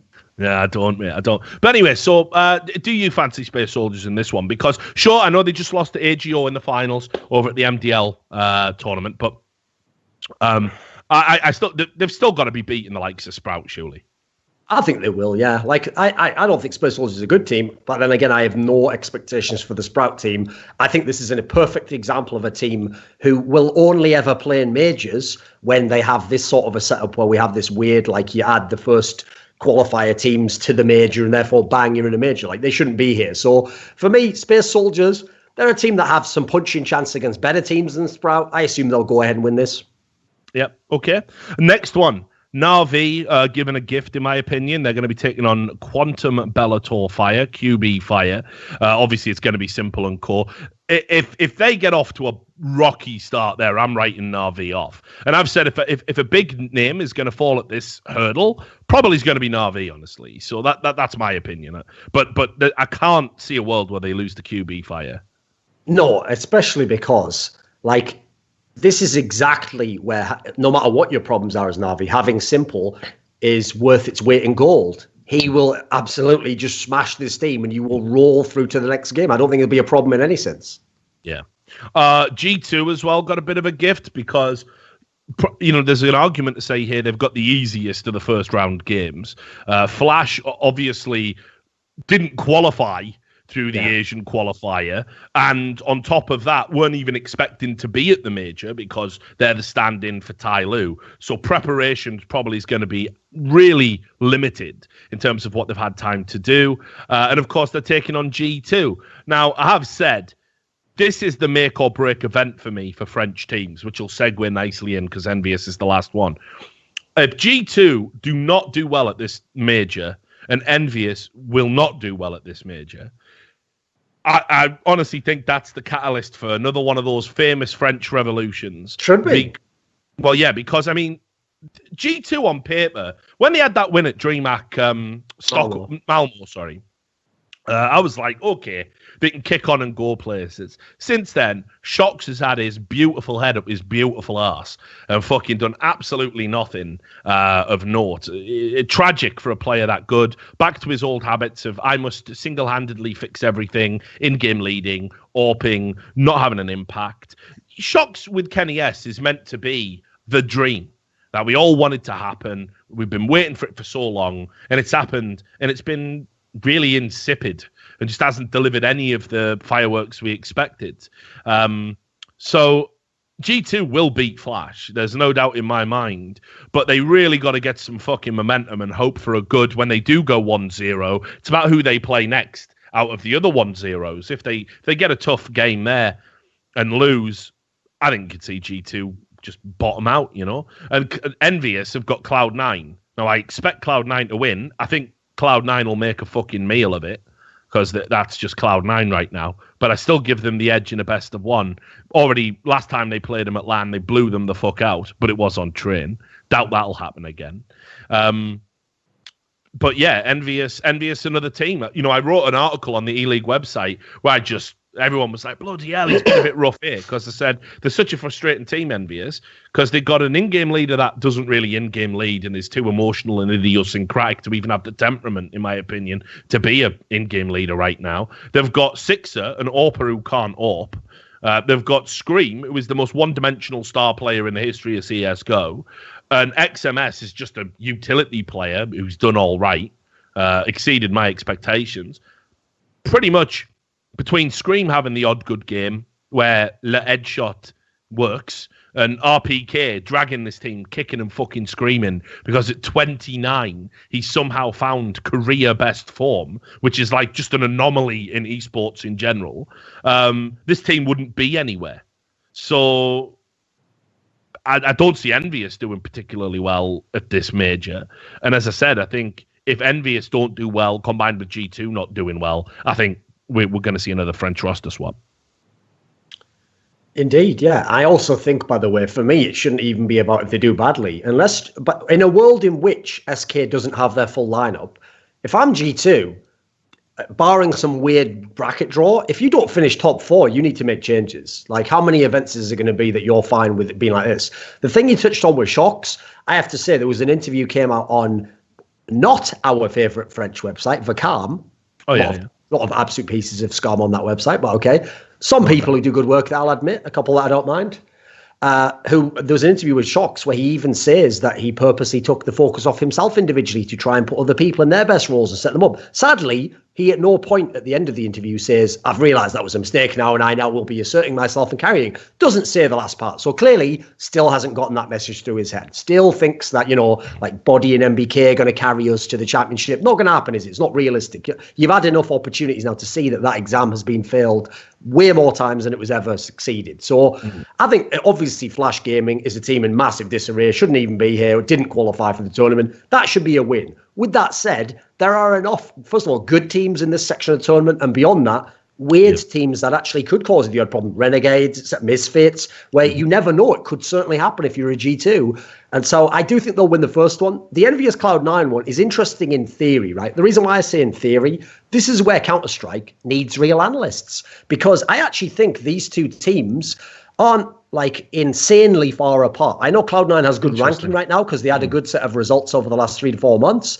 But I actually think in terms of match play, it would be fine. It's just that the way the pick ban works means that it is up to Cloud9 how easy they want to make this matchup. If they really want to make this a very easy matchup, they can make their bans Nuke, which they already don't like, Inferno, which is already ropey for them, and Cobblestone, which is by far the best map of Envious. If you take those 3 maps out, play any other map, and you have a very good chance of beating Envious. Now, if Cloud9 decide to make it hard for themselves, they might say, we're very good on Cobblestone. Absolutely correct statement. But if you allow it to be Cobblestone, you pointlessly, in my opinion, give Envious a nice shot at this where it becomes closer to a 50-50 type matchup. If you just keep it at that other end of the map pool, which is very shallow for Envious, you got a fantastic chance. And if you Cloud9, I think you win all day on any of the other 4 maps.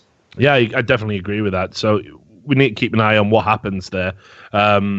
But yeah, look, and you're right. There are scenarios where Envious can steal a win. Cobblestone obviously being one of them. Cloud9 should win the, on almost any other map, in my opinion. But they're actually a very good example of a team where I have to say, one thing I'll give them credit for, I still think they have failed with their composition to deliver on potential. They don't look like they're going to go to the top ever, but they're like one of the few teams that I actually appreciate in as much as they do take care of the teams that are below them. All the teams below them in the rankings, you could usually put your money that Cloud9 will beat them, but then they'll lose to the ones above. It's rare you get consistent teams like that, actually. Yeah, exactly. It's like they're struggling to climb right now. There's definitely some extra room for them to improve. It's just about whether or not they can fit there. I'm at a loss to kind of explain why, but certainly the one thing they've never had since this lineup has been assembled is a way where Rush and Stewie 2K are both performing to the same level at the same time. Hasn't happened. I don't know if that's because tactically they're occupying the same space, trying to fill the same roles. I don't know if it's just a form issue. I don't know if it's something Tarek's trying to do as an in-game leader, but certainly that's been the case. Now, I will say, if they ever find a way to make that work, and look, I think you should get rid of that Valence guy. Like, sorry, Valence, you seem a nice enough dude, but whatever. Stick to being an analyst or water boy or whatever the fuck you do. Just get someone with real tactical nous in and give this team a crash course. Because I've seen it enough times where Tarek's like, listen, guys, I don't know where to go from here, tactically. When they're ahead and it's all woo and fucking let's go, baby, and classic NA tactics like that, right? You know what I mean? Yeah, they're all good. When they're up against it in a close matchup and they're getting their number found out and the lead that they had is slowly ticking away, Cloud9 gets found out and they're one-dimensional in that regard. And if you haven't got a superstar who can blow the fucking doors off like Stewie 2K running through a smoke and killing Foria, which used to happen, then it's got to come from your in-game leader and it's got to come from your tactics. Now, I saw a clip with Tarek the other day. You know what you were talking about, how he's like just a fucking so baked all the time. There was this fucking... There was this plug he did on his stream where he was like saying, yeah, and the reason I'm such a good gamer is because of this chair. And it was like saying, oh, this DX Racer chair. And it was a Maxonomic chair. He didn't even know his own fucking team sponsor. He was like gotta go. And he just ended the stream. You gotta ask questions about that. He definitely needs some assistance. How can you remember a playbook if you can't even remember the sponsor? It's just there. Just turn around. Bright eyes. But anyway, yeah, we'll see how that one works out anyway. But yeah, I want Cloud9 to fucking get to go far just so I can win my fucking bet with you little cunt. I think you've already won that one, to be fair. They need a bit of a turnaround at this point, don't they? Let me win. Right. So let's shout out to the homies. Right, let's... They all know. They all know, bro. Right, so look, because the new Skype's garbage, I'm going to read stuff at the end of the show off my phone because we have got a question coming in from one of our $100 donators, patrons rather. Which team has the best chance of being the upset team to win the major? And so this is, it's got to be an upset and they've got to win it. Because here's what we need to do for this question before we answer. We must invoke what I refer to as the Bardolph rule. Now, you know what this is, where we did a Gfinity event where the top 3 teams at the event were like NIP, Virtus.Pro, and Envious, I believe. Yeah. And Envious was like arguably the top seeded team, if not the second best team. When Bardolph was asked famously, now listen, it was a one-off thing. It's not like I'm bringing it up to just wreck him. I'm just saying we've got to be fair here. He picked Envious as his dark horse team to win. Yeah. And they did win it, but in no sense were they a dark horse. So to me, dark horse means like really obscure, shouldn't do it, yeah. Yes. It's got to be someone where it's like Brits would be a surprise. So I would say dark horse for me to win the major. Like I don't think anyone is expecting this team to win the major, but I do think there's a universe in which they could do it, and I will pick Cloud9 for that. Ooh, that's a good one. And by the way, the reason why that's not unfair, because I realize people might say, yeah, but aren't they like ranked 4th or 5th? But as I just said, they are incredibly consistent at not beating the phases of the world. That's what they don't do. But my point is, first of all, I think they are pretty solid through and through. So I reckon they get through like the difficult parts of the tournament like this, where you play a lot of random teams and teams you've never played before. I think they cruise through that. I think if they get the right opponents in Best of X series, they have a crack versus most teams. And I think basically everyone except FaZe, they have a shot against. I realise even SK, they've always had trouble with, but I think this is exactly the time you want to play SK where they haven't practiced with Phelps. So you know what? As mad as it sounds, there's a universe in which Cloud9 is a massive upset, but they somehow win the major, and it could happen, I think. Yeah, that's interesting. Jinxed, of course, now. Jinxed. Massively jinxed. I don't know. For me, it's a tough one because it's inconceivable, Princess Bride, that Gambit Esports could fucking retain it, right? Does seem inconceivable, I have to say, yeah. But, you know, they've got a fucking straight fire team still. Adrian's a fucking absolute baller. Hobbit has rightly been getting all these plaudits.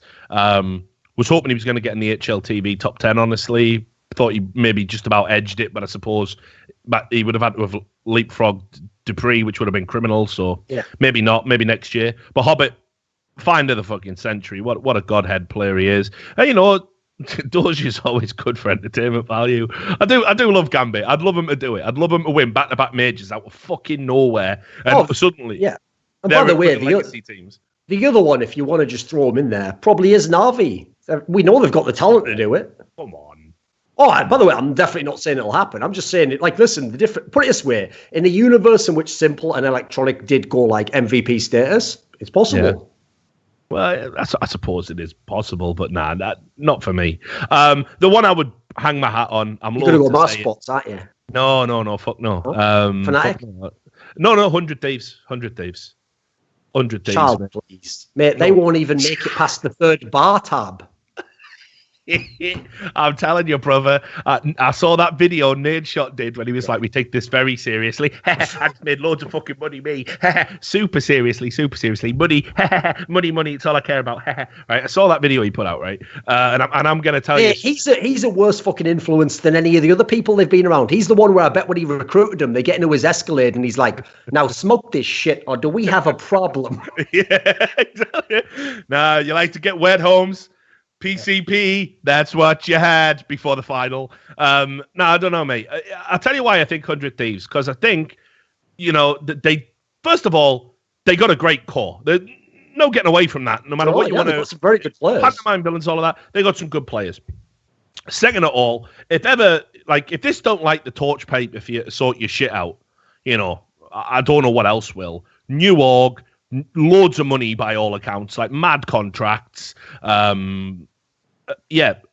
I think I can just see a world where there's like some pantomime villain quality finally just comes in, like this team that it's like, yeah, we absolutely don't respect the rules of the game. We turn up late for finals. We're fucking wrecked out our motherfucking minds and prove it or we'll kill you. And they just win the major from fucking nowhere. And it's just like, you know, the core of that team were finalists at the last major. So there's even an argument to say, should they be dark horses? Is it that outlandish? So that's probably where I would lean to. I agree with you. I think Gambit are definitely in that territory as well, because I expect Big, obviously, to crap out. I don't think they're going to have the caliber at this major. I think North are going to crap out too, honestly. I don't know why. I don't know what I'm basing that on, but just MSL tweets probably. Yeah. But yeah, 100 Thieves are the dark horse for me, for the ultimate fucking heel turn at the start of 2018. This is like, I don't know, you did something mental like kill Luke Skywalker. No, it's like ruined the film. No, everyone's seen it by now. But you know, hasn't ruined it. Yeah, because they did that. The director and the scriptwriter did that. But here's the thing. You know, I actually had someone, Rich, where I apparently in some video, I forget which one, I actually did apparently spoil episode 7, right? I said something about the character Finn and what he did. And someone actually did comment on YouTube and be like, thanks for spoiling the movie. And I said, it was 2 years ago. Grow the fuck up. Yeah, no, I love it, man. Spoiler was shit anyway. Come on.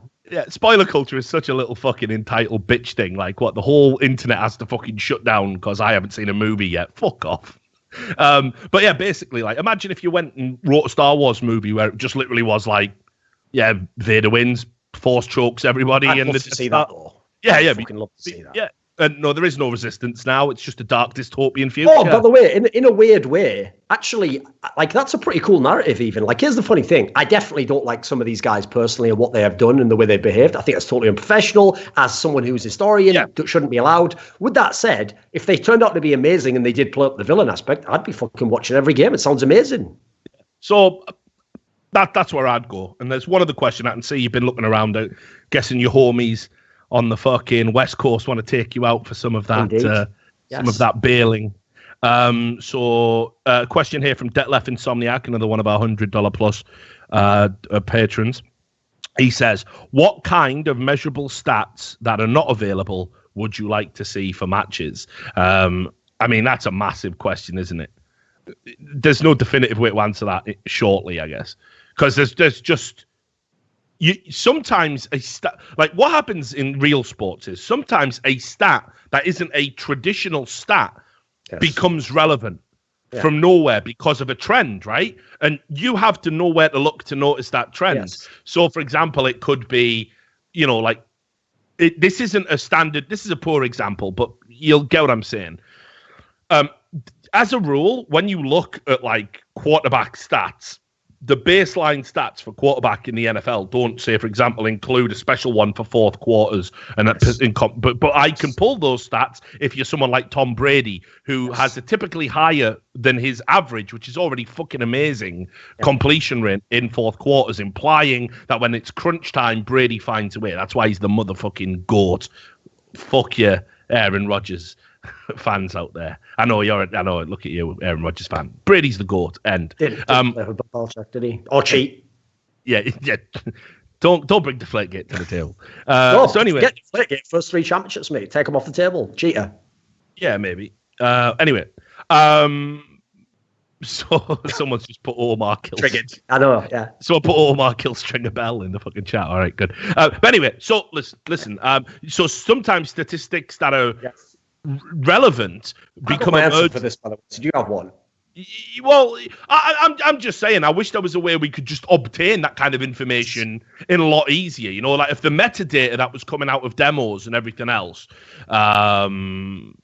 Nah, Rich, that'd be silly. Why would we want that type of content? It would be better if someone just took all the data, sat on the majority of it, and then on a website which is only purpose is to publish content and do things that get hits, never did any content to ever in any way give a hint that they knew anything about the game, while all the while proclaiming they knew about the game, and then just at the end of the year, seemingly semi-randomly assemble 20 players in a list. That's probably all that should be required of such people. Yeah, I mean, there's just loads. I was talking to someone recently about they think they might find a way, for example, to go into a demo and with the metadata, let's say, for example, you wanted to know every round Taco had a silent stem for and what he did with it every time. And what it can do is it can go into a demo, pull that out, and then create a highlight reel at the end.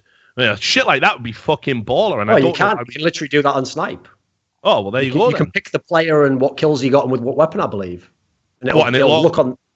Will it automatically pull out a highlight reel of it? I think it can make a little frag movie of it. Yeah, I think so.